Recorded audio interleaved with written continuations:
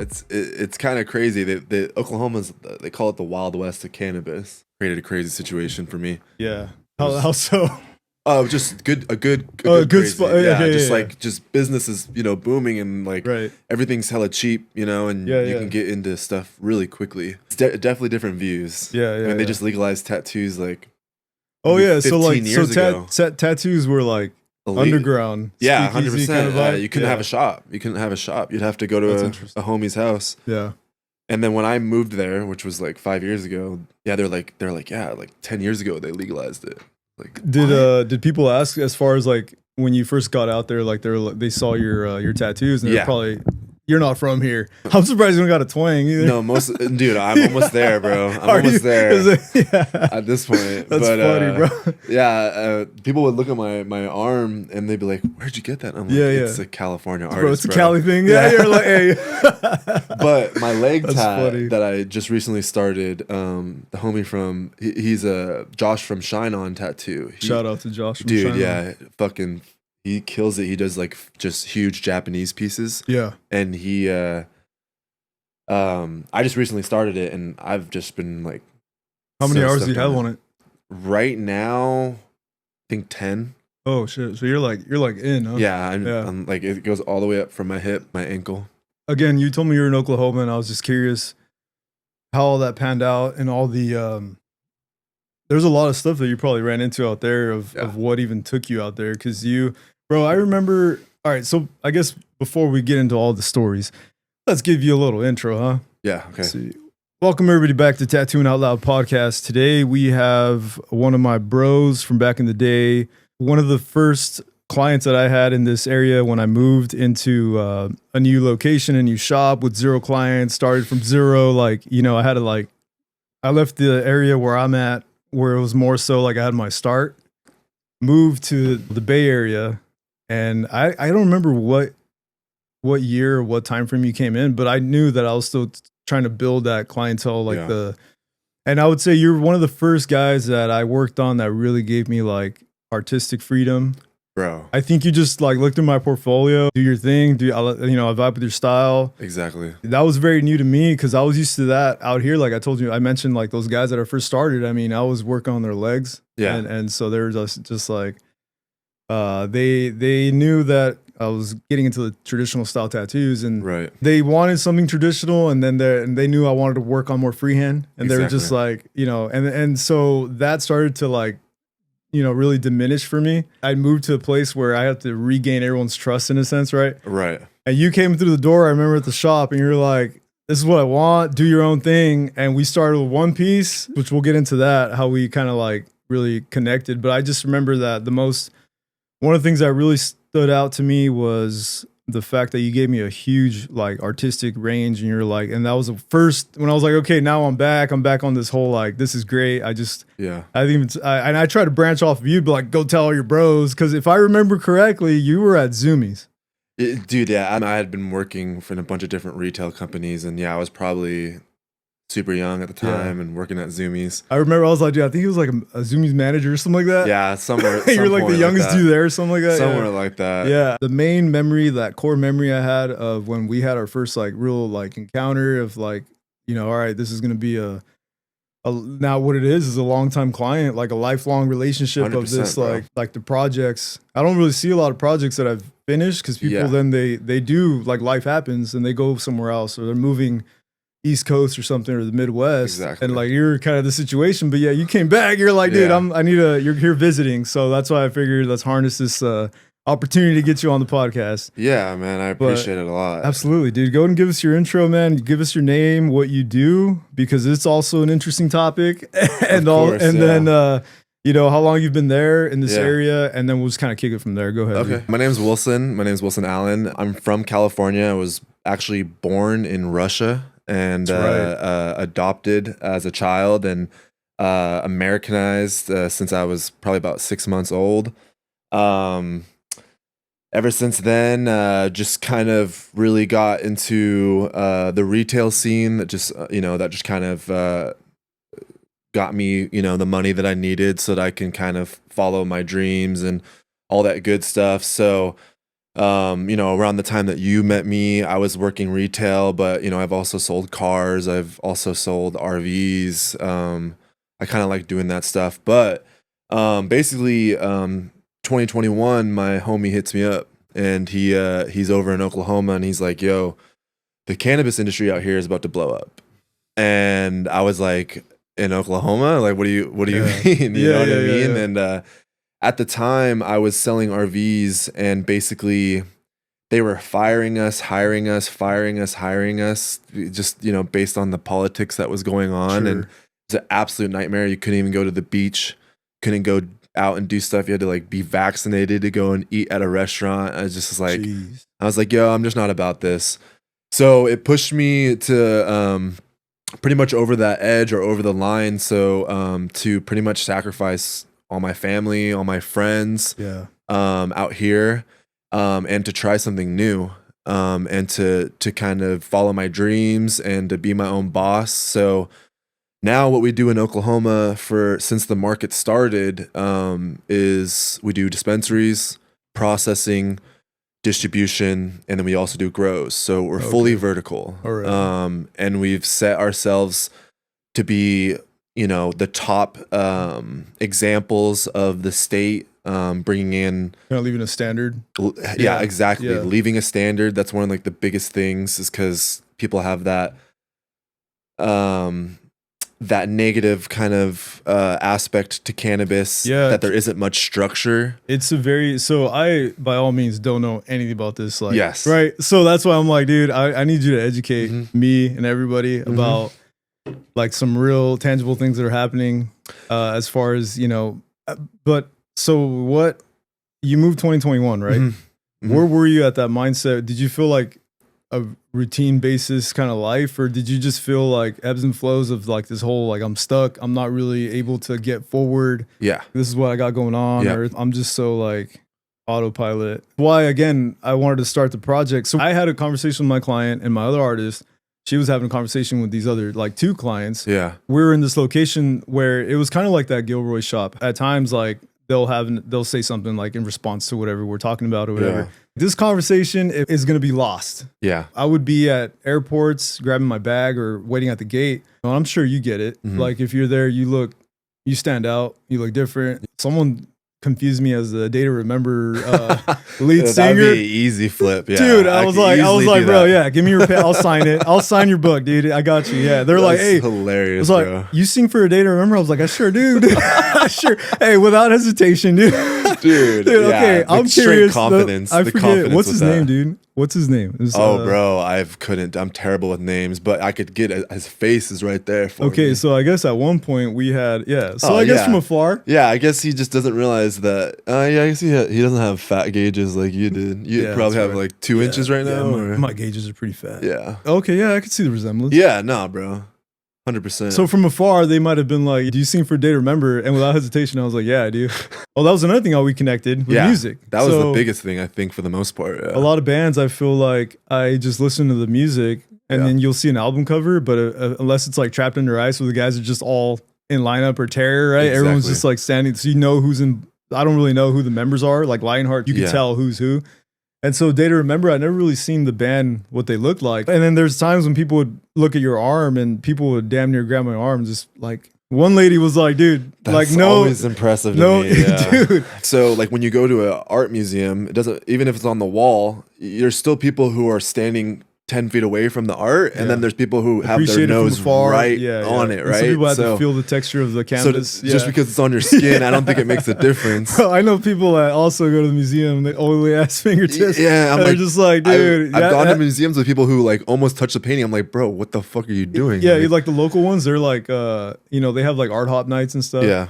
And a lot of artists will display their art or their sculptures, and people will just go up to them and be like grabbing the sculpture. And I'm like, you're not supposed to touch that, right? Things like that. But I started to realize that a lot of people more conservative. Yeah. And they're not like used to seeing these people that are like more covered in ink. 100%. And it's a very new thing to them. Yeah. And they also therefore they don't even know what's going on in the shop, or like because again, There's a whole culture behind it. but you think shop and they also think like bikers, gangsters, That too, yeah. right? And a lot of the guys I've had on, like other artists, they came up in that time when it was like, yeah, that's what it was. Yeah. Where now it's there are some shops like that out there still that are 100%. keeping a G. You know what I mean? No, But definitely a front for something. yeah. But yeah, right. They got like a dude. I've seen some. Yeah. Oh, bro, you're telling me I've seen some, especially in Oklahoma, Yeah. some disgusting situations, Oh, bro. sure. But yeah, man, I mean, it's like Some shops are still ran by MCs. Yeah, there's some 100%. shops that are still like it's like a hood in there, like a its own little tribe. yeah, But then other people think that's a walk-in shop, but Yeah. it's really not. It's like a clubhouse. yeah, And they go in trying to get a tattoo, and they're like, "That was a crazy experience," because Yeah. they walk into that what the stigma or the stereotypes of the tattoo shop used to be, right? So how does that make you feel? Does it upset you that there's situations like that? Because Well, I run into situations yeah. like that with my businesses. Okay, yeah, there's a parallel there. Right? Yeah, like so because there's like really dope shops that are Right. like comfortable and safe to walk into and are Right. consistent, yeah, and then there's shops that are not, right? Well, that's like a generational change of tattoo industry and culture, Right. where back then it was you had the bikers and the hardcore gangsters coming in. Right. So now you got the 18-year-old hipster chick that wants to get her first Flower. Flower with Kelsey. Yeah. And and all her friends. Exactly. You know what I mean? And so, but dude, I feel like I respect all grounds, dude. I get it. I get it because I came up in that same time where you're just kind of in the bleachers, reading the room of shops. Right. Because as a first timer, you don't know how the what a tattoo shop really consists of. Until I started like some guys that did come up in the Wild West of tattooing, and then there's guys that then they branch off and started. Dude, I honestly don't know exactly what year tattoo shops starting to look like. They called them like spas and salons. Yeah, You that's feel a me? trip. Because you walk in, the first thing you see is like a plant and Yeah. like you got incense and crystals. Yeah. As soon as you walk in the front, and you got like the nice little like. I usually just do a quick 180. I'm out. Yeah, Like, yeah. You know what I mean? Yeah. Like I'm like, I don't think this is the shop. I don't for think this is me. my spot. Right. So therefore, again, you find your place Exactly. from what. Okay, I vibe with the spot. I was even surprised you. Do you remember how you found me out there? This was in Gilroy. Shout out at Yeah. Cruz. It was at Cruz Creations. Yeah, it must have been Cruz. It must have been Cruz because I had gotten my like one of my first tattoos from a homie who just scarred me up hella tough and I got that texture. mandled me, you know what I mean? Got that braille. And then I think I had just seen honestly, bro, now that you say that, I think it was Cruz Creations where I got your info and we linked up. Okay. But then I think most of the work was in Hollister Okay. and then a little bit of work at that new shop. Right. But Well, yeah. you did come out when I was at Only the Honorable. You came out there, right? They had like the I think it was biker rallies. only the honorable. Yeah. That shop was sick. That shop's been like it's a known. It's like a pin. Okay. In Hollister. You feel me? Like Matt also he came up in a time when he was, and I'm trying to get him on the podcast, bro. Yeah. So I'm That'd like, be a good move. yeah, because I'm trying to get him and a lot of the guys there. The apprentice at the time, he was like the whole shop's apprentice. Yeah. Like he wasn't just one guy. He wasn't just Matt's apprentice. He was learning from everybody, and he was seeing all the different styles that everybody had. And I think that's the smartest thing you can do because 100%. sometimes that isn't available to you as an apprentice. You're only seeing one style, and Yeah. that may not be the style that you choose to pursue art. Exactly. You know what I mean? And so like Matt came up in the time when he's very OG himself, where he kind of like he's seen that where all of a sudden, but he's always kept his tradition like sacred. Right.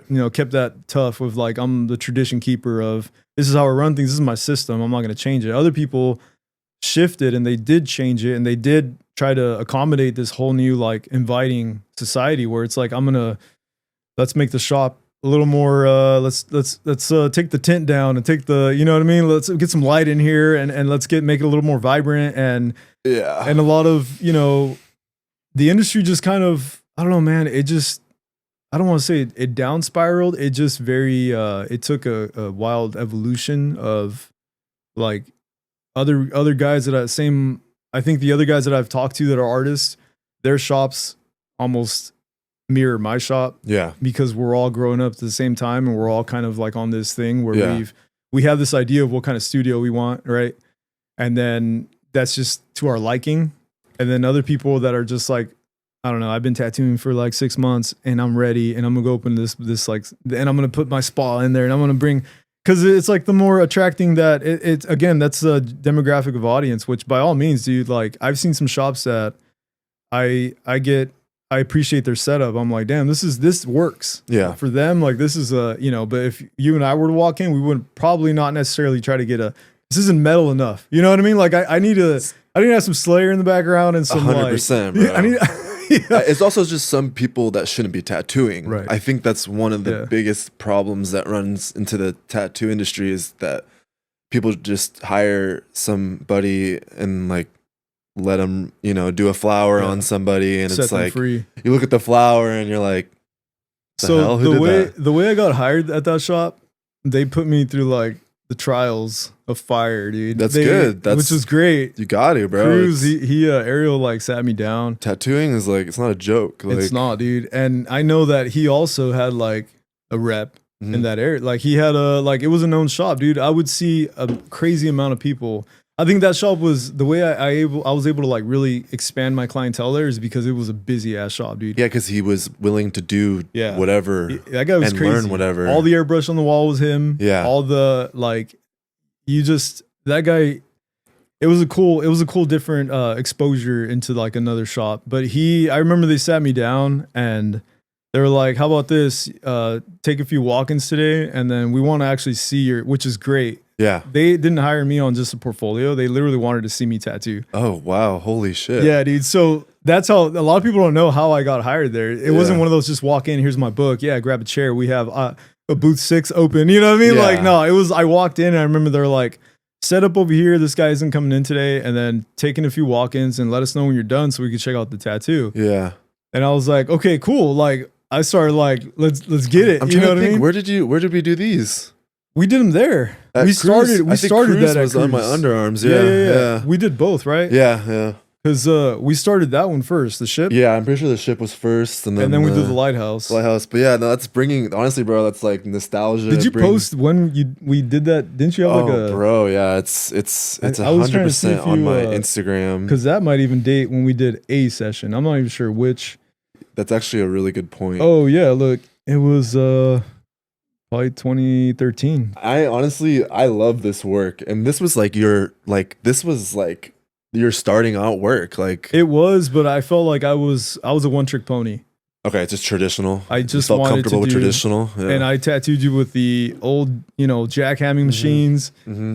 Now but that's why they last. Yeah, I mean, it held true. I'm looking at it right now. I'm like, dude, bro, it held true. But yeah, man. That's so I remember, crazy. Yeah. So 2013, bro. We've been homies since. Yeah. Okay, that's so insane.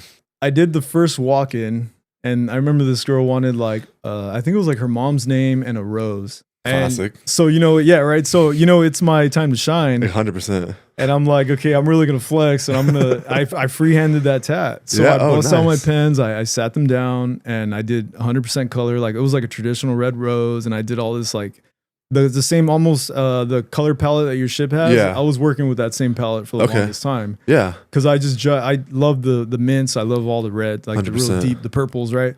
And so I just went. I probably did an excessive amount of work on her rose where I didn't need to do all that. But again, I'm trying to get a job. No, 100%. So dude, if this is my interview, I was like, all right, I sat her down and I remember I was like, yeah, we jammed it, and I called them over to check it out. And they're like, they were just like, yeah, this is legit. But nobody else did color. I mean, Cruz did color, but I think the guy next door, he just wanted to do black and gray. Yeah. He was more into the dark art, and then they had the apprentice. Mm-hmm. So for the longest time, it was just us 4.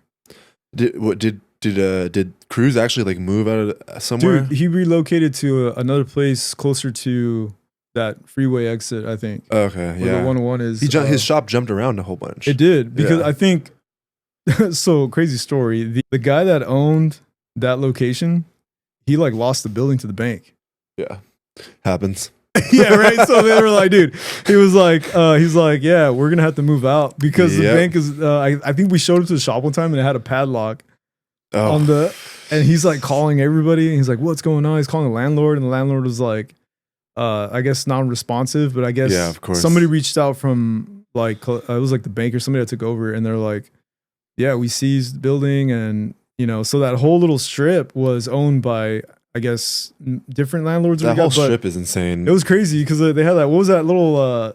They have that buffet there, and then they have some like spas, and the pho. Yeah, the pho. There was those spas were pretty sus. Yeah, you can't see inside of them, or anything like that. Those were those tugglers. Yeah, like right in the corner, and there's no other businesses around them. Yeah. Jesus. Those spas were probably raided a few times. Yeah, but 100%. I remember they had that pho place. Dude, yeah, the TK Noodle, I think. TK Noodle, yeah. So that day, I just drove by there yesterday. So dude, so they came by and they unlocked the door and we went in, and I think that's when we had a clear house. Yeah. And at that moment, I hit up my boy Jesse that passed, and he was like, "Hey, talk to Matt." And that's when I shot out to Hollister. Yeah.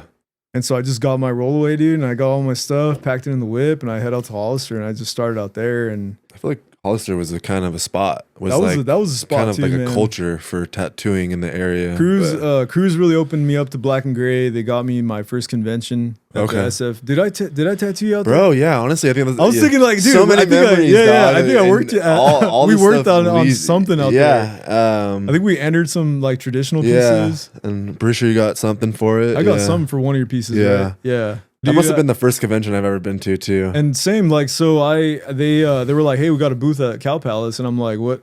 I knew nothing of it. I'm like, "Yeah, that sounds like fun." And I head out there, and I did not know what I was diving into.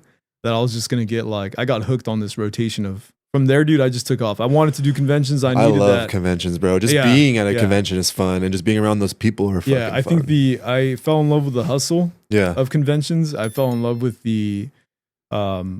I mean, you're doing so many pieces that you're like, imagine if you're going into retail.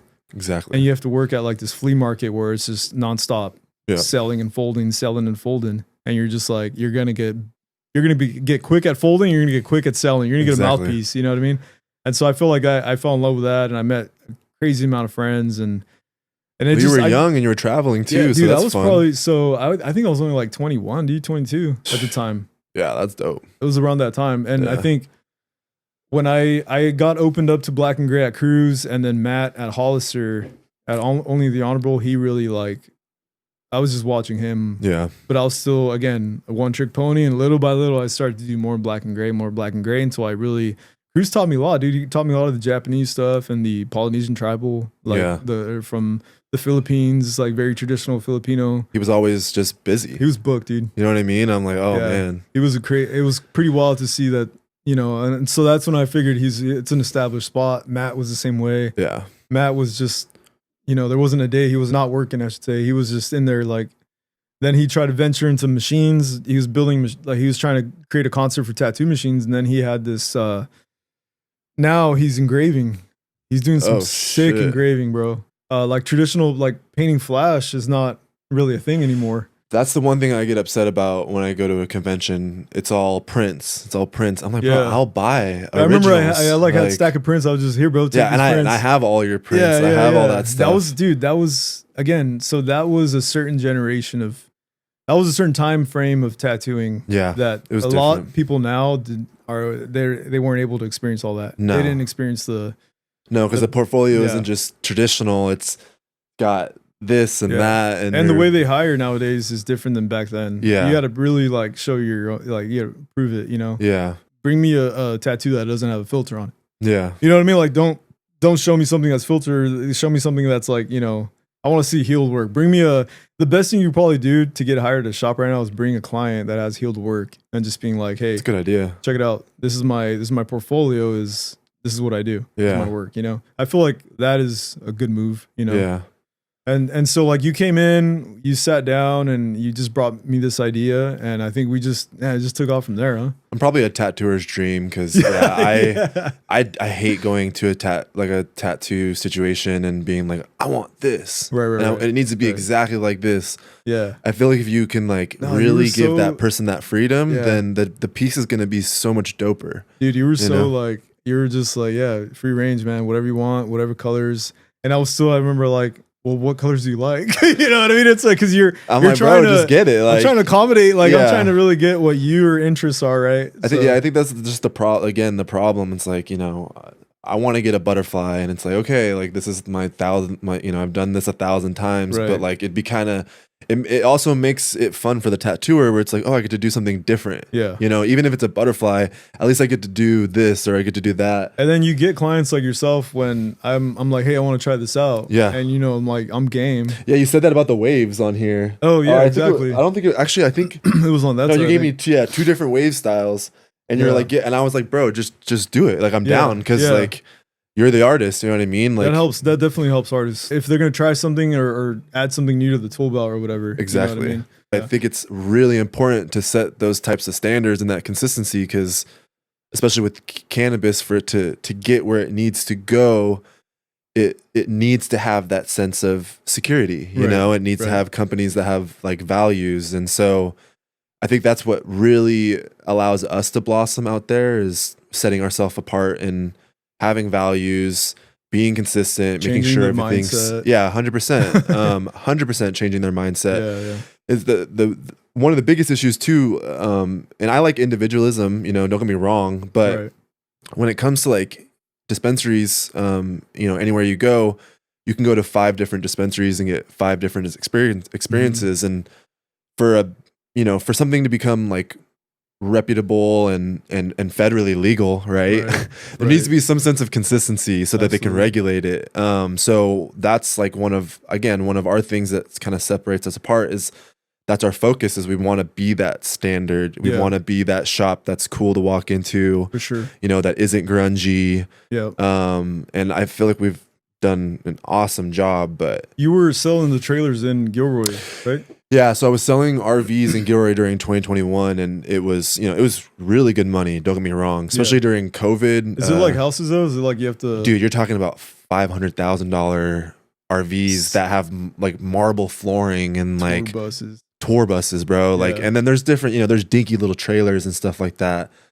It's a cool job, but you're really just kind of selling to old white people who just want to spend their money and they don't really care about the person that's in front of them. You know what I mean? Take on that like we're at the end. We're just trying to like live out. And during COVID, it was a little crazy because it was a necessity because it was like a home that could be moved, right? So like if people were sick, government cities and governments were buying trailers by the thousands to set up like certain camps and stuff like that.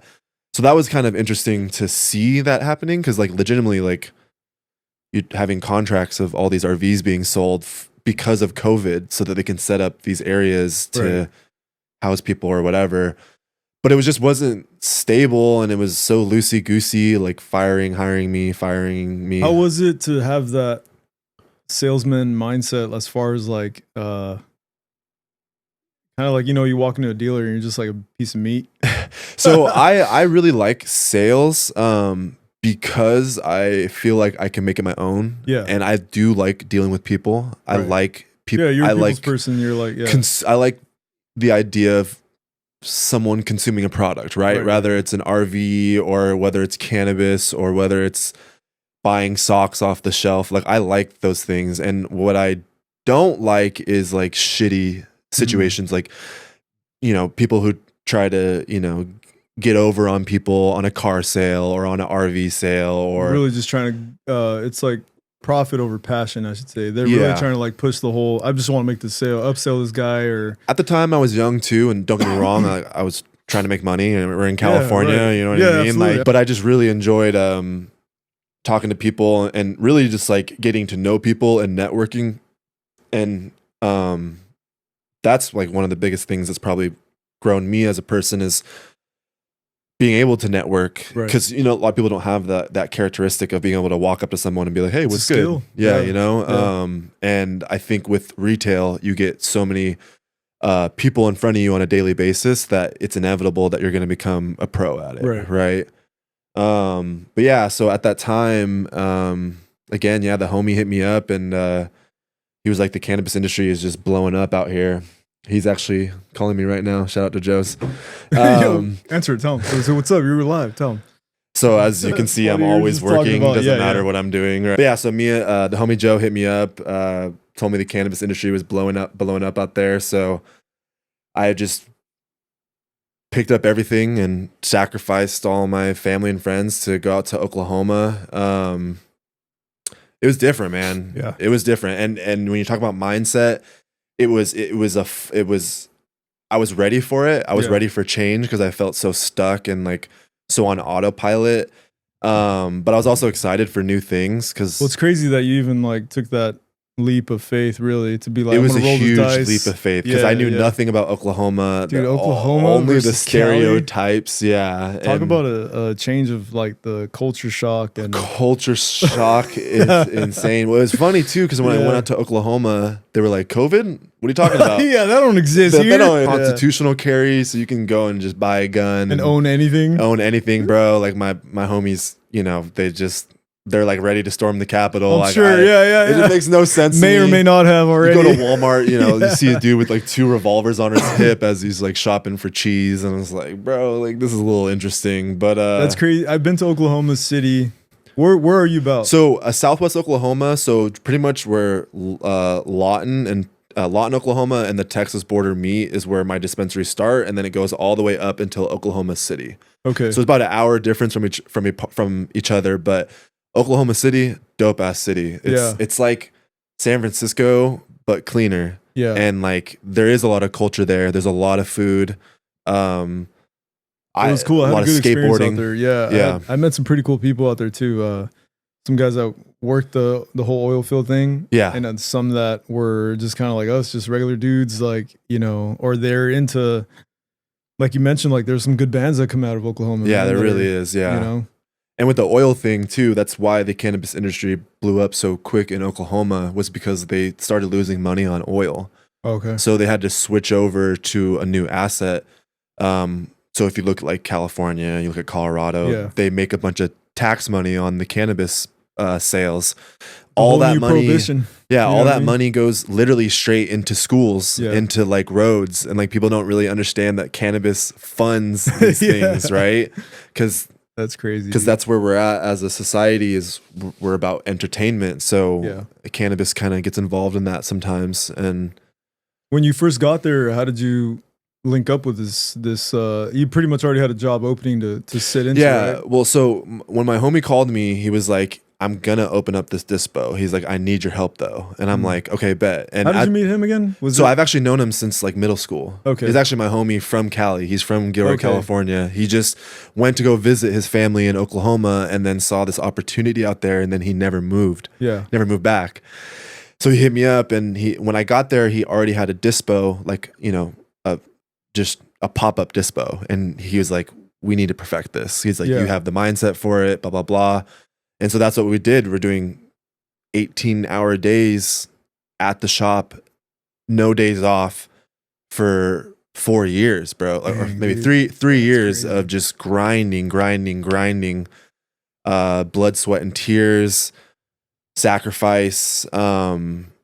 And the biggest misconception that people run into when they first start opening up their businesses or getting into like entrepreneurship is that you're going to make more money and you're going to have more free time. And really, it's the complete opposite. You have less free time and you make less money in the hopes of a return, right? It's not for nothing, right? It's in the hopes of a big return, right? Or like a passive income or just a sense of security. So that's why I'm blessed to be sitting here today, is because I can go on vacations and my team handles. You're just on the Bahamas, dude. You're going out there to Didn't you go like? I went to Aruba last year. I went to Jamaica.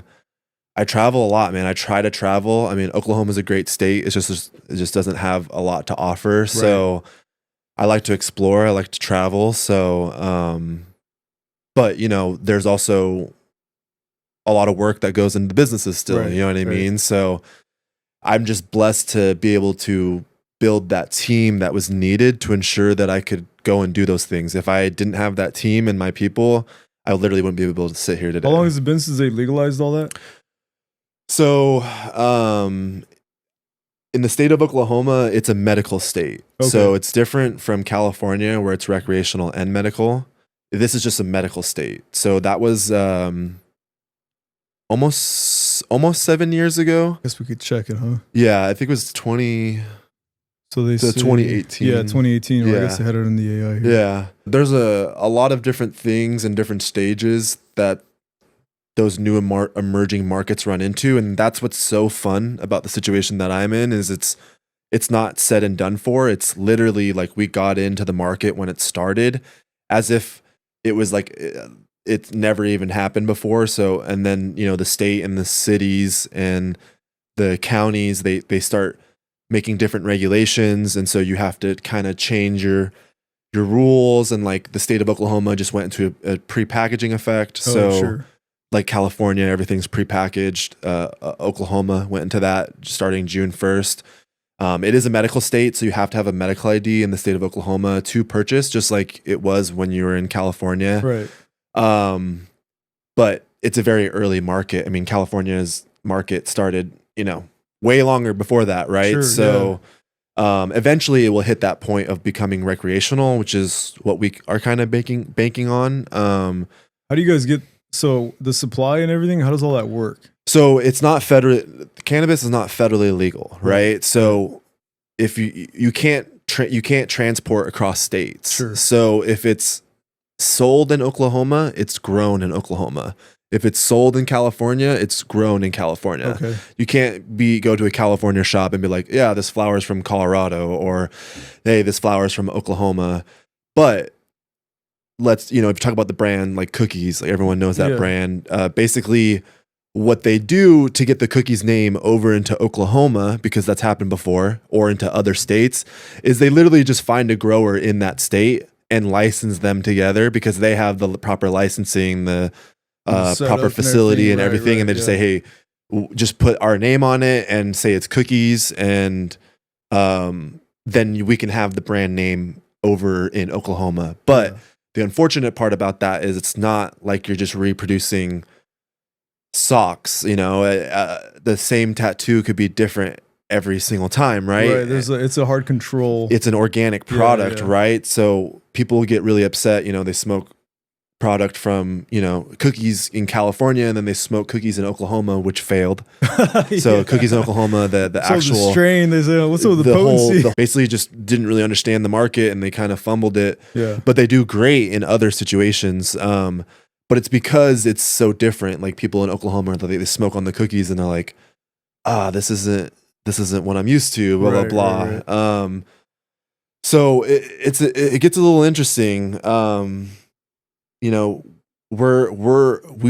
We get taxed heavily too. So we're not like a normal business where you can write off expenses. Like you literally can't write off jack shit when it comes to cannabis. Why is that?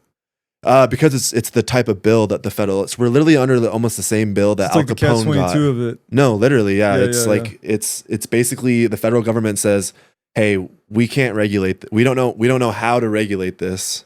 Which is complete bullshit because they've been regulating tobacco for over 100 years, and it's literally the same fucking thing. Yeah, alcohol or like just anything. Basically, they just haven't been able to find an agreement on what makes the most sense, and then big pharma kind of gets into play, and that's a whole other jazz. Huh? Yeah, you're talking about 1 in 3 Californians can get prescribed an opioid at some point in their life, and then you guys get like 200,000, maybe 150,000 to 200,000 deaths, opioid-related deaths a year. Right. So, the doctor just can't sell you cannabis. So it's literally just not something that they can sell you. So, why would they suggest something that they're not going to make money on, right? And that's the problem that we're running into nowadays.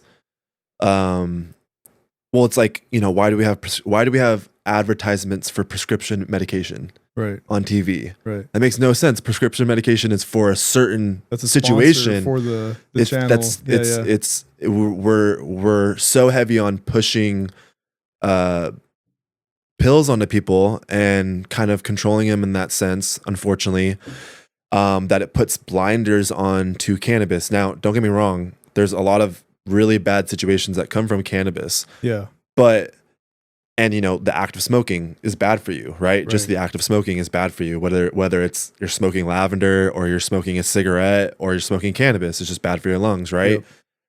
But there's so many other products and options that have come out within these past 10 years that you can literally just ingest it like a pill. It's literally no different from taking an opioid in the sense of, here's a pill that has, an opioid in it, and here's a pill that has cannabis in it. This is more organic and more true, and it's gonna not have any side effects. There's no overdosing, right?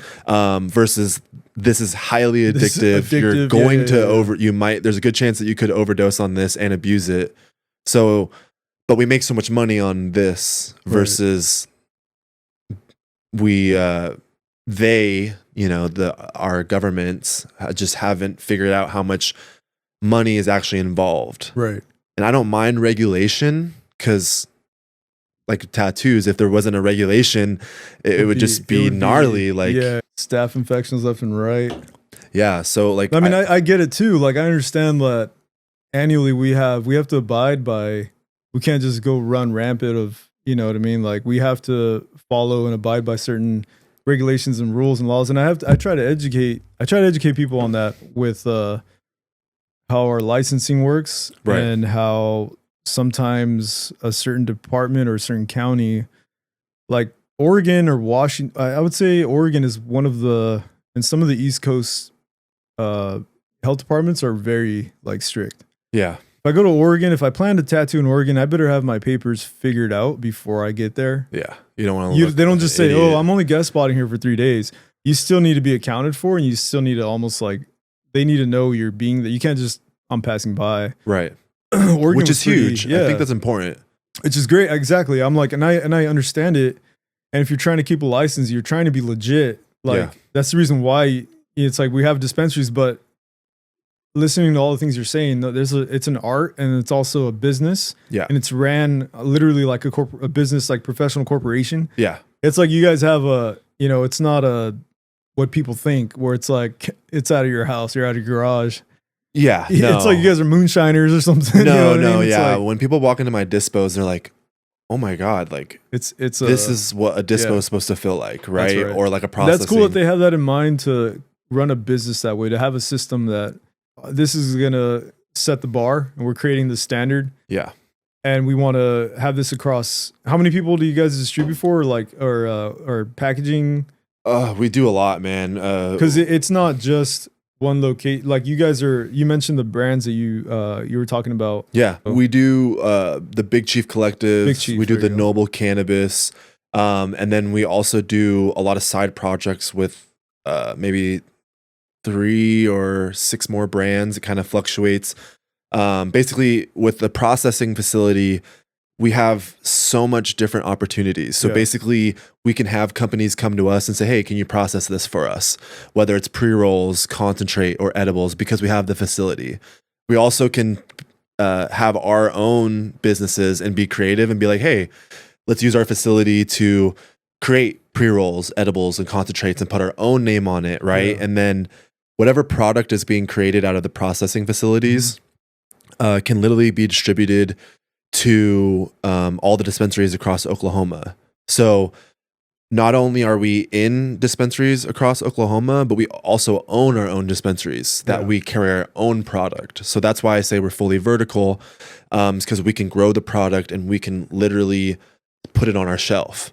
We can grow the product and create it into a new product, and then put it onto our shelf. So it's been super versatile. Like you literally can, that like same thing with tattoos in a sense, you can kind of do your own thing, you know what I mean? And you can kind of create the rules within your you can kind of bend your own rules sometimes and stuff like that. But yeah, so from there, my stores, they probably see about 100 people a day. Oh wow. We're blessed to be most of my stores do about 1.5 million in revenue a year. One of them just hit 2 million. But again, crazy. Don't get me wrong, like the taxes we get completely fucked. Expenses, we got $20,000 in payroll every 2 weeks. So it's a business. Like Right. it's not like everything's like unicorns and rainbows. Like Right. it's no, it's cool that this is an outlet of a path you could take.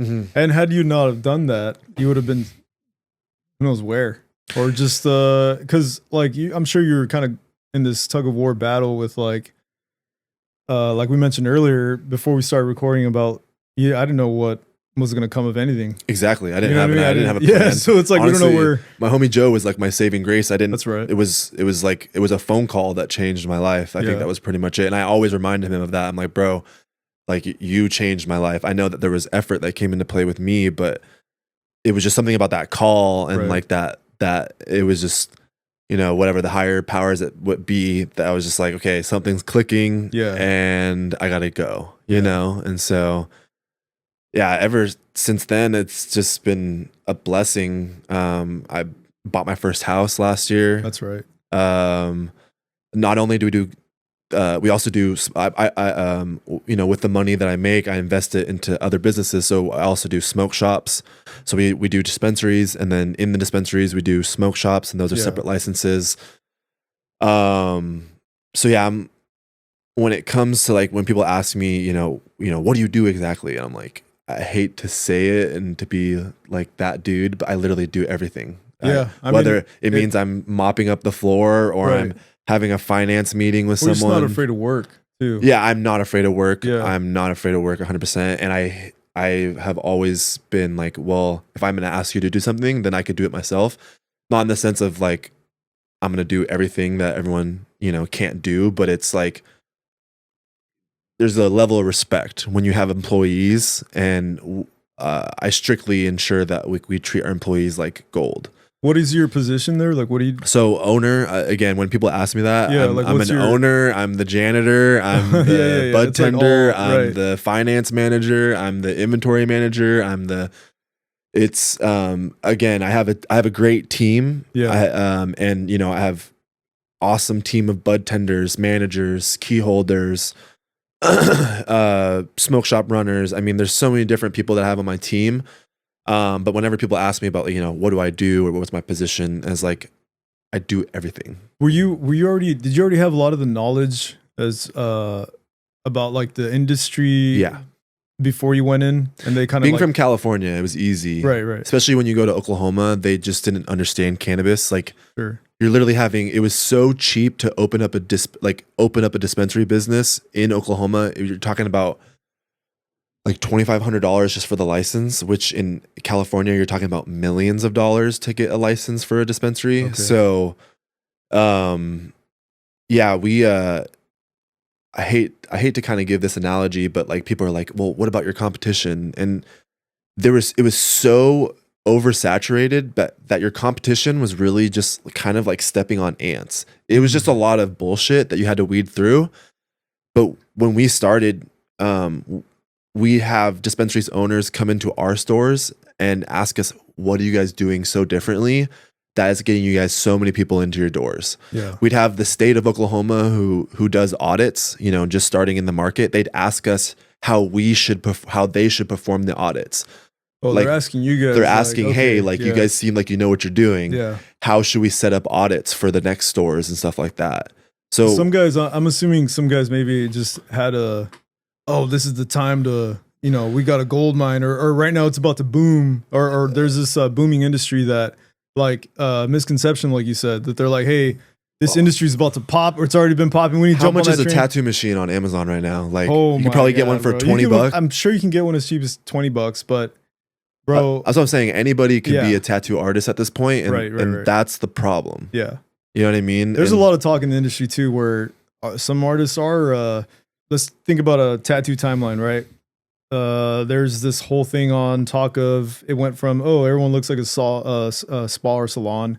Now it's like, everyone's using AI to create a design or whatever. And then AI is also, it's available for anybody. Yeah. I've had clients that just come to me with their, like literally yesterday, a guy to show me an idea of what he had, what he wanted to add. He had a picture of his arm with a existing tattoo, and he AI'd everything around it. AI is only, you're prompting it, right? So you're telling it what to do. Exactly. But the human touch to really know, and the experience Exactly. where you're like, hey, I get it. This gives me an idea or a glimpse of your direction. And I think, dude, I wish he would send me that image so I could be like, to show you. Because what we actually did was completely Because different. the computer generalized it. Yeah, like, yeah. You know, like and it thinks it's literally trying to be like, I think this is what you mean, or no. Exactly. Instead of being like, or almost some people will take it as this is what you want. or this is how an artist would approach it. Some people would want a hand tattoo and they're like, they send me the reference and I'm like, that's AI, by the way. Yeah. I'm like, because it's the way it's done, I guess, like the quality of it and everything, it You looks can kind freaking, of tell sometimes. yeah, but most and of the some of time. it nowadays you can't, and It's that's the scary. crazy part. Yeah. Like even videos or movies, and I'm like, oh, this is AI that I'm watching. Do you think AI is going to ruin the tattoo industry? Okay, this is what I wanted to ask you. How is AI? We'll get to that. Put a Yeah. pin on that because I have a. Or like that's the another culture. talk. That's another talk in the Yeah. industry, and also the next most common talk is tattooers, or is tattoo dying? Like, Right. are tattoos dying? Is the industry dying? And what they mean by dying is that people are like, this has been the roughest it's ever been. Like, I have this overhead, and some people are just 100%. They just drop. Flat Yeah. out drop. They don't tattoo anymore. One guy I recently had on the previous episode, he said he kind of did what I did back in the day. He went to this whole new location, Yeah. no clients, zero clients. And he's like, I'm going to have to get a job meanwhile, or this ain't cutting it. I'm going to have to go get a 9 to 5. Yeah. He goes into construction and he comes right back. He's Yeah. like, dude, that's not the life. That's not. And he's like, I don't know how people live. He's like, I don't know how people live anymore. I don't know, we were talking about all that, but how is AI being used with you guys as far as like marketing or business or create? Because I know restaurants will use AI to create a menu, and Yeah. the food that's showed on that menu is not even their food, but they're just like, hey, give me like a Louisiana style brisket or Yeah. a Texas barbecue, this and that, and it generates this image. They throw it on their menu, or they'll create it and then they'll just have the backgrounds all AI. Exactly. It's not even the restaurant, and I'm like, you guys are using that? Oh, that's wild. Yeah, we use AI, but not in the sense of like it's gonna overpower any situation. I don't use AI. I think Sure. the closest Like, AI I it's use AI, yeah. is like I just Unplug ask the Siri. machine, yeah. You know what I mean? No, you're all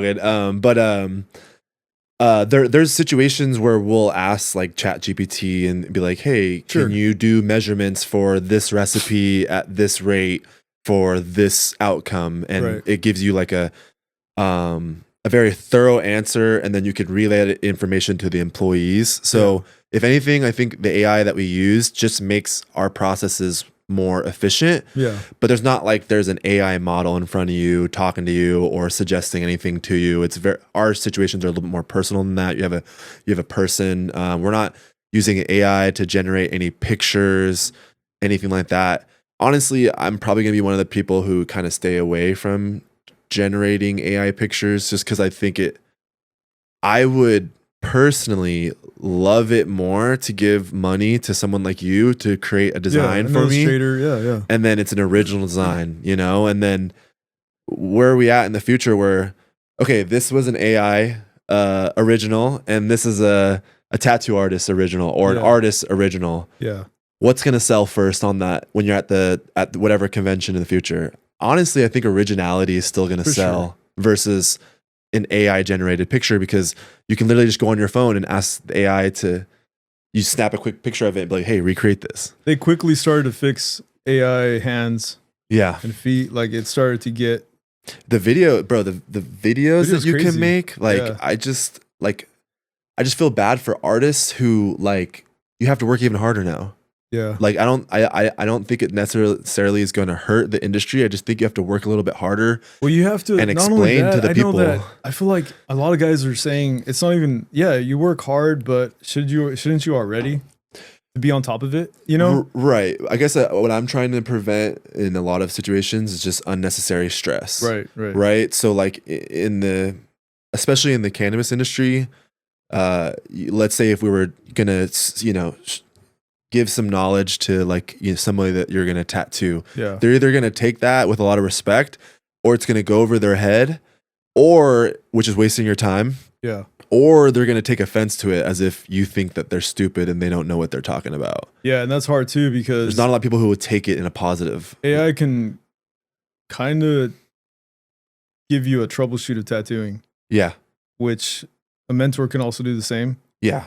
But AI will tell you from what is others are saying, right? Because it's a collection of data. Exactly. But it dates so far back. Only so far, right? Only so far. So Right. anything before that, like the time, it doesn't date to the time when I started, and others have started way before me. Yeah.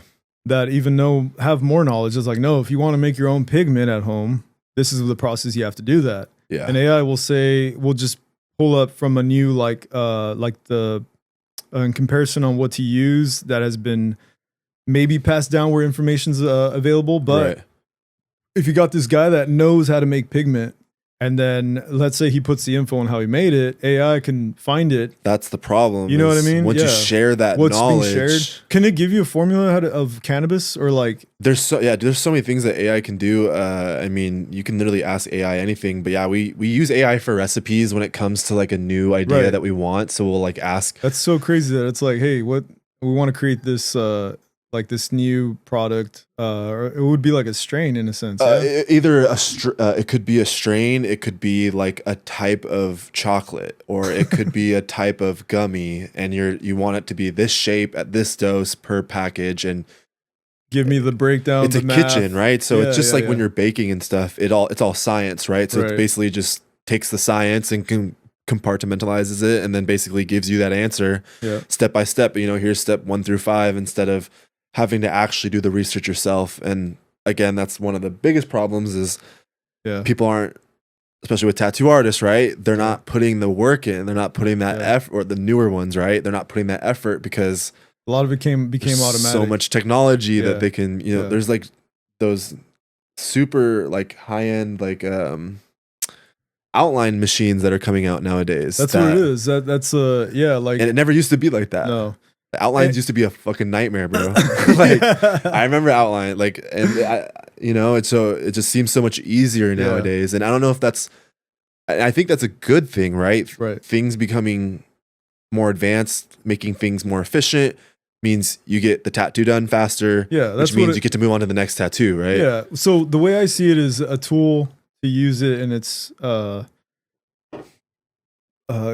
like not abuse of it. Exactly. So like In moderation. yeah, right? right in moderation. Yeah, you don't want to OD on AI. Exactly. Yeah, don't OD on AI. So Exactly. I feel like when the machines you're talking about, I mean the technology in the machines advanced. It's insane. And, yeah. and a lot of the industry, man, the tech of everything from the needle cartridges, but then there are those guys that are like still needle bar in tube, Yeah. like the old days, Exactly. with maybe like some sort of new rotary, right? Yeah. And there's like the pen styles, but you adjust your tattooing style to this machine Exactly. that has this tech that's going to help you. So I see it as my thing is, and I had the same thing yesterday. Once the client shows me, I don't really have a reaction to the image, like rolling my eyes or anything. Yeah. I literally see it to take it in because I see it as you pulled this off of like Pinterest or something, and you're now showing me a Pinterest like, you know, like a style of what you want to do to your existing tattoo, and I just take it in, and I completely, bro. I want to say, so he wanted to get like a goth aesthetic around. Again, not a lot of people are very, I guess, well versed with how to explain. Like if I tell you, yeah, like I want a style that's like dark gothic kind of background to this tattoo.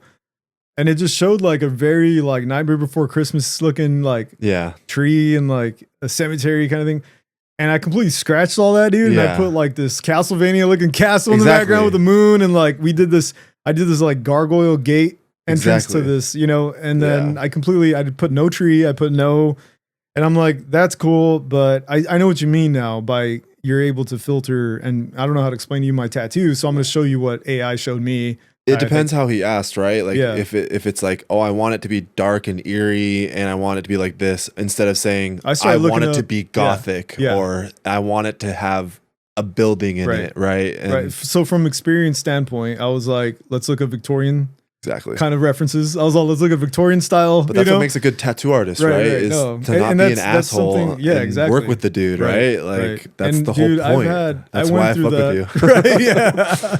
Let's go, dude. I think that's what like traditional tattoos, man. People see a digital painting flash and they're just like, they don't want to Like Yeah. you'll go to a convention and a lot of people's flash is just a digital art, which is Yeah. I'll appreciate. I understand you probably put 6 hours into that, but had it been a raw like spit, remember when I don't know if you'd ever come in and I would like spit shade and I was doing like Dude, flash, like yeah. actual. Well, you were doing stickers, I think, at that point Yeah. of your flashes, which I Right. think is a little bit better Yeah. of a step too. Yeah, I was actually like, Sharpie pen and like because not painting. everyone could buy an original from you, right? Right. So if you can give out stickers, Dude, but I run into originals and I'm just like, it's so crazy to see the dates where it's like 2011, 2010. yeah, you don't see a 2025 original. And you're just like, yeah. And I know like, and I still like, I know, I'm still painting and stuff. Yeah. It's just that it's crazy how, again, it's more practical to sit there. And if you mess up, you can just erase. Exactly. And I don't like this scheme. Well, I think, yeah, like maybe a painting on a table Yeah. and like, your back's bent over and you got all this paint everywhere. For sure. Maybe that's a nightmare. But like Yeah. the new like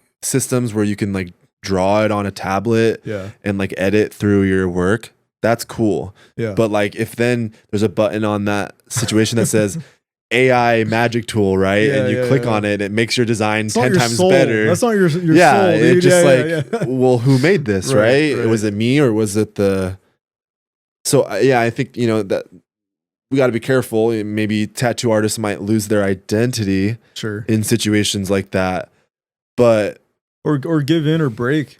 I feel like a lot of people have reached a breaking point where you can call it whiny or complaining, but they say it's like, the industry just took a dive. I mean, and I'm dude, I'm more in the back. Like I like to hear everybody out, but again, you have to be careful with what you're consuming as far as for your own psychosis. well, what in the world ever has a market that just goes like this Right. for infinity, Yeah, right? exactly. Like it's always like up, down, up, Yeah, down. it has its ebbs and flows. So and- if you don't yeah. understand that, then I yeah, just- of course you're yeah. gonna sit and complain and be like, "Oh, it's slow." It's It's like, a lot hey, of- that means I could do something else. Yeah, I mean, some guys will complain because they didn't have a viral moment, and the next guy that goes viral is just like.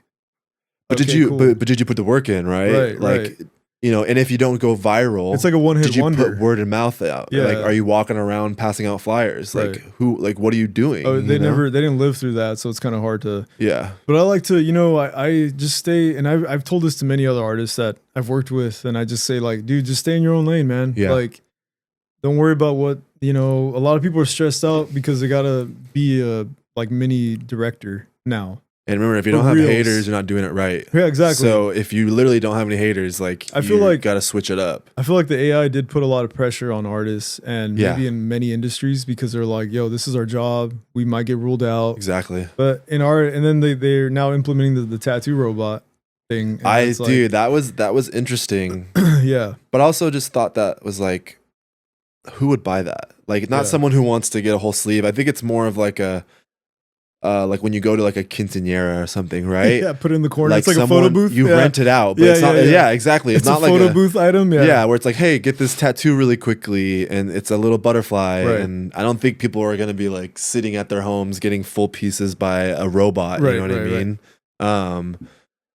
How is in the cannabis industry and like seeing people like with tattoos and stuff like that, like it's more it's cool that you don't really have to worry about. It's an instant connection. If someone Yeah. has a tattoo. If You feel like someone's that's tatted, a I'm like, place, right? That's like the setting of a work environment is like everybody's has the I you'll see a would. tattoo here and there, like, that's- Yeah, no, yeah.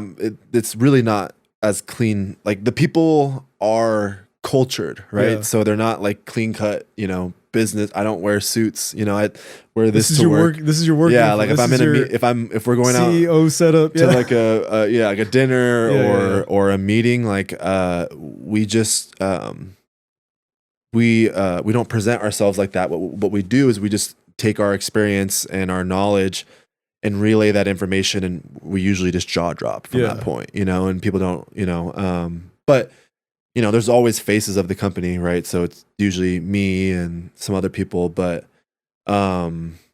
You're this group of people that because you made this whole new group of like friends, and how did all that kind of start little by little growing where you can call like this, you have a new circle now versus like when you were out here, you're kinda yeah. like lone wolfing it at times, and then because you're just like California's a bummer. So I will tell you that and like whenever you do any research on entrepreneurship or ownership of businesses, is they tell you all the time, don't open up businesses with your friends, don't open up businesses with your family, and it's 100% true. It's true.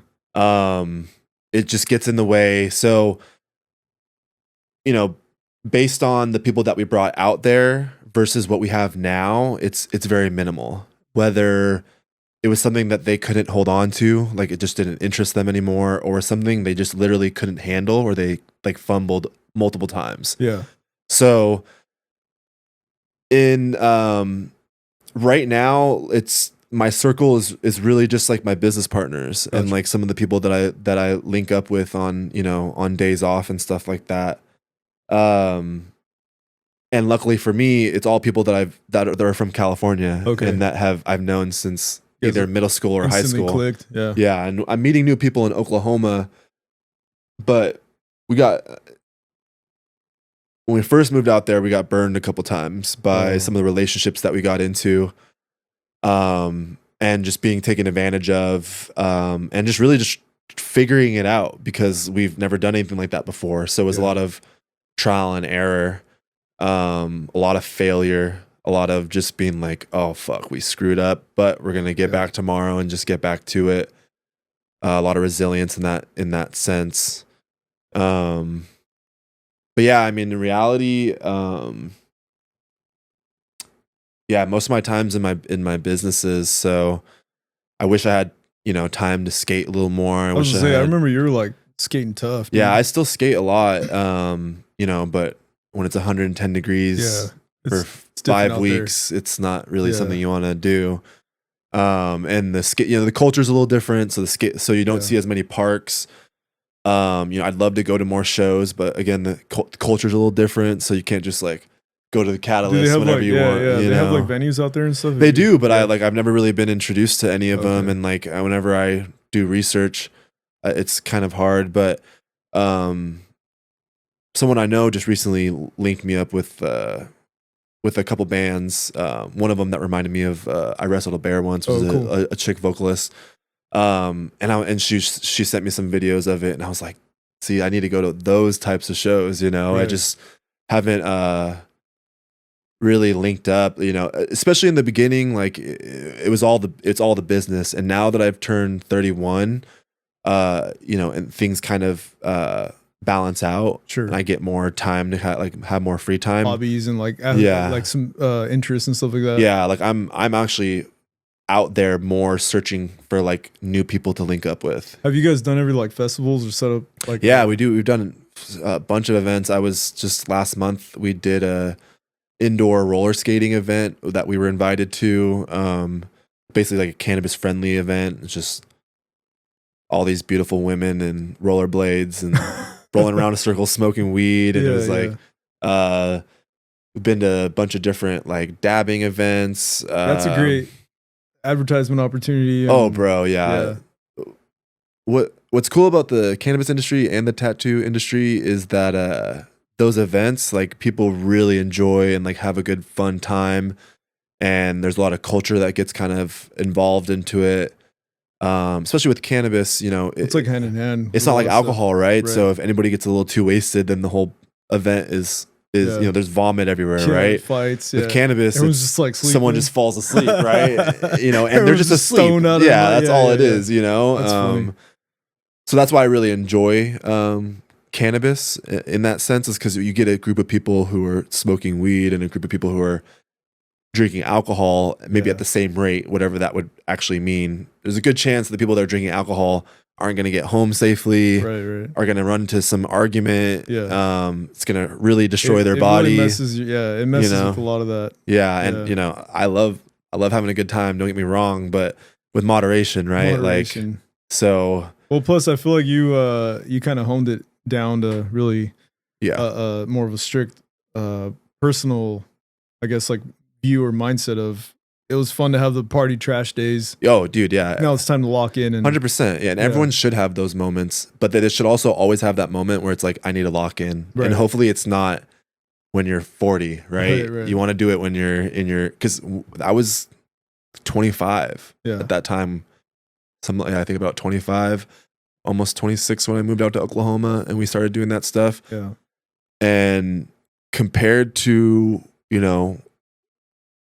with all due respect, compared to a lot of my homies and a lot of my friends that I grew up with, they just haven't had that opportunity. They haven't been able to grow, and they haven't, because California, I feel like California kind of hinders you from doing a lot of things because it is so expensive. It really does. Yeah. Especially now, man. It's only getting worse, I feel. And you don't even have to move to Oklahoma. You can literally move anywhere else. But I think people kind of get stuck in that California is like the best, which it is. Don't get me wrong. Cali, but dude, Cali has... there's better places. Yeah, absolutely. Like, so I have family in Texas, and I had traveled everywhere too. Like doing conventions, you see all these different lifestyles of people in these areas, and I'm like, man, this is like, I went to North Dakota, and the main thing some people would mention about the cannabis stuff in North Dakota, and they're like, it's not legalized. People go to Billings, or they go to like Montana, or they'll go to, is it South Dakota? Is it probably? Yeah, you go across the border somewhere to another state. And some guys would just like, they have and then some guys would have a card, and they would say, yeah, like it's not really not legal out here yet, or they're very cracked down, or they removed even like the what is it? Not THC, the CBD. Oh yeah, so there's CBD and then there's THC, right? CBD is the non-psychoactive, THC is the psychoactive. So I think they were even kind of like regulating on CBD. They didn't want to. And I'm like, that's pretty intense. It's crazy. That's pretty typical too. I mean, when something gets popular, they're gonna. What do you think it is that someone's so scared to allow? Like, let's say the state's government, the state's like the council, they don't want to allow certain things in the state. Is it like when it comes to Oklahoma, it's literally the Bible Belt. So a good percentage of it is literally because it's God's country, and you know what I mean. And they're just a little bit farther behind on that. Yeah. They're not as they're more conservative, right? It could also just. But I will tell you that once they figure out how much money is actually involved, doesn't matter what their religion is or what they believe in, they're gonna jump onto it. Right? Isn't that crazy? It is crazy, bro. But again, it's like you said too, in the medical field, it's like people. It's true. It's like I'm gonna get an advertisement, or I'm gonna get influenced by something that's gonna benefit another person's gain versus what's really good for me, in a sense. Yeah. Exactly. And it just comes down to how you want to run your business, because there's so many different avenues. I mean, we could be doing things completely against the rules and still get away with it, and maybe increase our sales threefold or whatever. But in the end, that it does pay to go legit. It's the long, do things by the book. The long game, bro. Yeah. The long game. I'm not about the short game. Right. If you want a career, if you want security, if you want stability, you have to think about the future. You can't just be like, I'm gonna make a quick buck this week, call it a day, and then maybe my shop will get raided, and then or I got 100 looking behind your back kind of thing. Yeah, and if I get fined, it'll be 10 grand of the 100,000 I made. Yeah. Whatever, So when was the last time you did a convention? An actual convention, bro? It's been a while. Yeah. It's been a while. I just think that, so like I was saying, it's just this different little downshift with what works in my family schedule. Yeah. What I got going on with them. If it works out, cool. I mean, I get invited left and right to go to them, but then I reference the calendar and I'm like, I can't that weekend. I can't this. I can't. Because it's a lot more than just going and attending. You have to think of, like you said, you are thinking of return. You are thinking of, you're not trying to be like, this is your livelihood, so you got to go, and it's got to be beneficial to you. Not like back then you would have a slack to take an L. Yeah. And now it's like, I don't really have a slack to take an L and go to a spot where it's going to be a bomb of a convention. And, but I'm not scared to take risks as far as like going to a convention and just let's go see. And I know like nowadays there's this annual conventions every year, and they're popping. They're because people, it was we didn't know what was going to happen with conventions during 2020. Like, I was just kind of like, well, there goes that. A lot of us were like, no. And then other guys were optimistic, and they're like, nah, you'll see things will like settle out or whatever. Exactly. But it did, as far as a crowd coming in, you had those people that always attended the show. Now you have these newcomers that are like, that see that their homie in the at the house, or this little will do it. I guess when I started to see some conventions, they do turn into like flea markets. Yeah. And you're just like, this isn't a farmer's market. This isn't a, why are people, you know. Exactly. Yeah. You don't want to waste your time with that. And then you're like, dude, like it's so hard to just sit someone down. You genuinely want to just tattoo and then be appreciated for the art that you're doing. Exactly. That's it. That's all you ask for, right? I'll go anywhere as long as like you guys understand, like I'll put the time in and I'll do all day on you or whatever. And like maybe do 2 one day. Yeah. But at the same time, it's like, yeah, others will just go because they're local. So it's nothing to them to be there. And then they're the ones that are like, they bring all their own clientele. Exactly. So you see that it's packed, but a lot of these people go to the local artists only. Exactly. Because they also understand that you're not from there. Exactly. And it's going to be hard to book in or to add, or if they need something touched up, whatever, like you're not in that area. And who knows if you go back. 100%. Yeah. But I was always like, hey, I'll be back next year. And I did that since 2013. 2014, I would always go back to the same places every single year. It was like a, returning, and those clients would come back. And the same way I built off in Gilroy, that's the same way I built in these different little areas. But dude, that's just what it is, man. I feel like. Yeah. So let me ask you this, man, to kind of like put a bow on it. Mm-hmm. What's the future of your guys' industry? Like, what are you working on as far as like, what's your goals? What are you looking into getting into, or expansions and all that? What's in the works? Yeah, man. So, even though the cannabis industry is great, again, just like there's other great states to move to, there's always great opportunities. So, just me and my mindset, I'm always just taking my money and investing it into something else. So literally it could be as boring as a vending machine somewhere, sure. Or opening another smoke shop, or investing it into my people.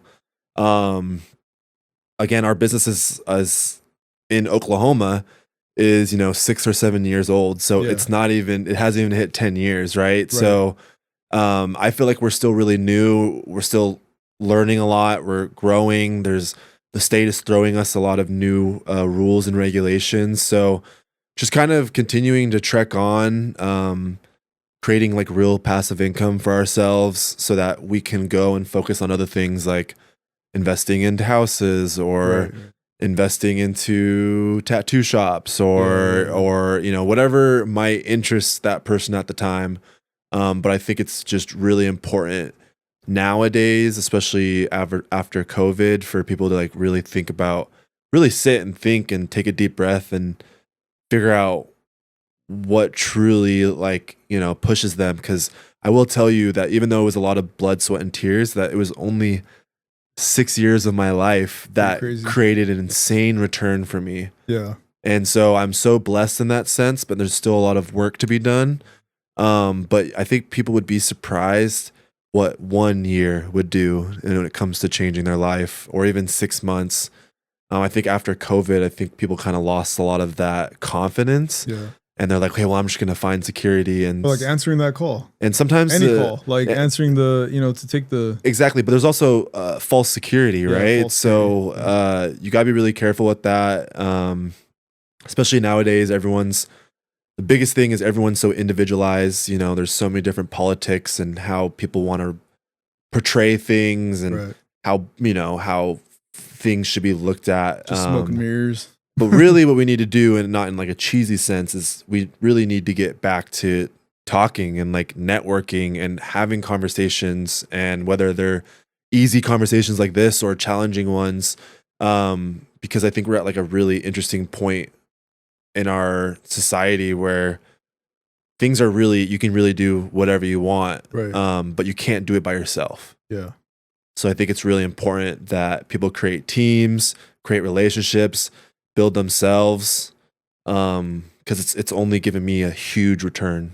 So out of like the hard lessons in life and like knowing then what you know now kind of thing, what kind of advice would you kind of share to people as far as like things of what all this has taught you in a self-reflective matter, like more of a, like what would you say in a grand scheme of things, of like any type of personal or life advice as to your take on all this? Like, so my employees are probably hate me for it, and it's probably cheesy, but I truly believe in the idea that you can lead the horse to water.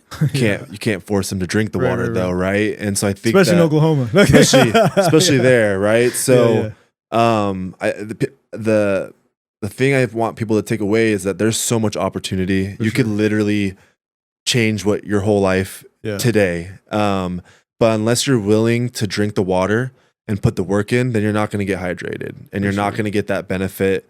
And people pretend like they're on that path, and they know they're really not. Facade. And if it's easy, it's probably not worth it. And you're not going to get as good a return versus as something that you're going to literally blood, sweat, and tears sacrifice. There's so much greater return and just a way better blessing if you're willing to kind of put yourself in that fire for a moment. And people being lazy or not confident, really need to kind of get out of that shell, because there's people running circles around you, and it's light work. So just about getting out there and doing stuff like this and talking to people and creating new ideas. And I think that's pretty much what I've learned ever since then, is sacrifice. You do get a reward from it, for sure. No, this has been sick, man. Like a really good insight and spotlight on all the things you're doing. And you're just 31 and have done all this within that 5-6 year stretch. It just shows you that over time, man, it's like it's a ripple effect. It's a subtle. Loyalty is key, bro. Right. I don't know how many times I've had people tell me, "Hey, do you want to get this finished?" I'm like, "No, what do you mean?" They're like, "I can finish it for you." I'm like, "Yeah, but my boy, like, we're gonna get it done. We're gonna, you know what I mean?" I was like, "It's loyalty. That's why I think our relationship is so tight, and why good relationships last. Because there's just not a lot of loyalty nowadays." Oh man, that stuff's kind of you don't see that anymore. Everything you talked about, it was just very crazy to see this through your lens too. And I appreciate the opportunity, bro. Like like I said, it was like a you guys have your own website and stuff people could like go into, or so with the cannabis industry, it's a little hard too, because it's like Instagram, Facebook, you get red flags. So you could put literally a year into work into building a page, and then some hater hits you up or reports you, and Facebook or Instagram or a web page gets flagged. So locally you can't have like some sort of advertisement. No, we do a lot of advertising. But it's in the ranks of. It's just different. It just looks different, right? So it's whether it's word of mouth, where we're literally like going, boots on the ground, going and passing out flyers, or spending money with an advertising company, blah blah blah. But there's just some things like Facebook, for example. It's literally like the #1 social media page that you have to have for business. Yeah. And when it comes to cannabis, you're not allowed. Facebook doesn't allow it. But they'll allow, if you, it gets really the loophole. There's loopholes that you can follow into, and then they may not attack you. Right. I've heard people, sometimes pay off like Facebook reps so that they can have their pages. And I'm like, hey, get me in contact with that. I don't mind paying somebody, but like, it's really unfair that we don't get to advertise. But of course, you can get advertised prescription pills all day, every day. It's wild. But we can't advertise an organic product that's not addictive. So people, let's say people that tune in from Oklahoma, where can they find like your guys's I guess like location, or like how do you guys distribute? Or who's carrying your guys' brand or products? Where can you find all that? So most of our dispensaries are either going to be a Big Chief Collective variation, so Big Chief Collective, Big Chief Holistics, or we also run Noble Cannabis. Okay. The best move is to go on to Weed Maps, which is what California uses. 100%. It's like the Bible out there. You'll find us on the top because we're always rated the best. That's right. If you're in Southwest Oklahoma and you're in Lawton, you have to go to the Big Chiefs there. If you go anywhere else, you're going to waste your time. If you're in Norman, Oklahoma, you got to go to Noble Cannabis. We're about to open up our an additional dispensary in OKC by Penn Square Mall, and then we have some licensing being transferred. But yeah, we unfortunately, whether you see us on a flyer or you see us on weed maps, there's really not a lot of other advertising that we can do. I'll make sure to send you a business card so it has all like my addresses for the different stores and the numbers and stuff like that. Well, then give us your Instagram. Where can people contact you? Yeah, so my Instagram is WillR8408. So that's gonna be WILLR as in Ricky 8408. Got it. And honestly, if you link, in there, honestly, and that's hella old. Yeah, it's funny too because I still have a 408 number, and what's funny too is you shot me your number again, dude. I'm like, bro, I have your number, too, bro. I was like, when I shot the text out, I was like, oh, Wilson. I was like, bro, I didn't even think about somebody who's kept their number for so long, like me, like me too. Yeah, dude. This number's been with me since like college, bro. I want to say maybe even like senior year of high school. Yeah, I give people the 408 in Oklahoma, and they're like, so my numbers, it's like it's another original thing. We're very like classic. Dude, I like simplicity. Funny, dude. I like originality. I well, it's like you're 31, but you have this like older that's demeanor. I like to come off a little bit more mature than I actually am. Because I remember the times when you were just kind of just rolling with the tides. Bro. Yeah, I was young, bro. I mean, at that time, I must have been in my we all go through that. Yeah, I must have been in like, I don't even know. I must have been early 20s, like maybe even 18 or something. Yeah, because I was ready to get tattoos once I was good to go. Right off the boat. Bro. Yeah, I was ready to go. So that's been dope, man. That's been a cool story, man. I appreciate it. Thanks man. again for coming on, man, and appreciate you guys listening to the end. But also, if you are interested in reaching out to my boy, we'll have your information on there and stuff. Yeah, kind of, I like to put all the things that you're talking about, like your facilities and stuff like that. Yeah, it'd be pretty cool to see. No, I honestly appreciate the support. Like that's like what's needed, and that's why if I'm able to do that, why not, man? Help another dude out where it's more than a client, it's a friend. So then you're like, if I'm able to have a platform where I can share that, dude. I've had a guy that's apprenticed, and he's only been tattooing for like 3-4 years, and I had him on, and he was just like, and I'm like, but you're a bro, like why would I not? Well, but you want to like if they fuck with you, they're gonna watch your stuff, right? Genuinely, and like if they don't fuck with you, then they're not gonna watch your stuff, and that's just people, right? That's just how it is, right? But you're not gonna get some Barbie up here and talk to someone that you don't want to talk to because that's just what it is, and so I think that's why people are get so stoked and so interested in your situations because you're bringing in like an apprentice who's been tattooing for 3 years.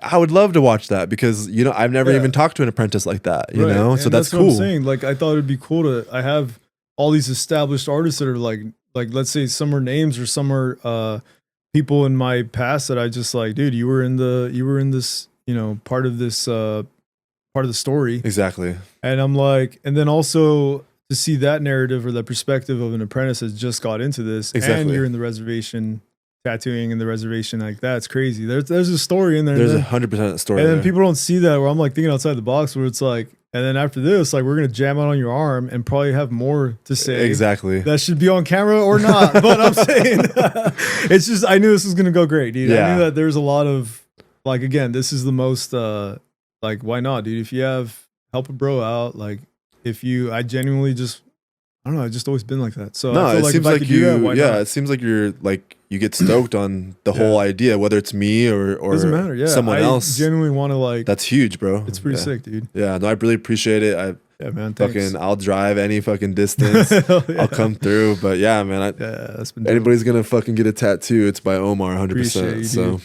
there it is, man. Shout out to Wilson, man. Thanks for coming on, bro. Yeah, man, we'll put a picture also of all the whatever we work on at the end. Kind of get an update of your tattoos. Yeah. And then we'll go from there, guys. That sounds good. I'm ready we're going to go get to work now. Thanks, guys, for lit up. Yeah, tuning in. Later on, guys. See you on the next one. Thanks. Thank you, guys.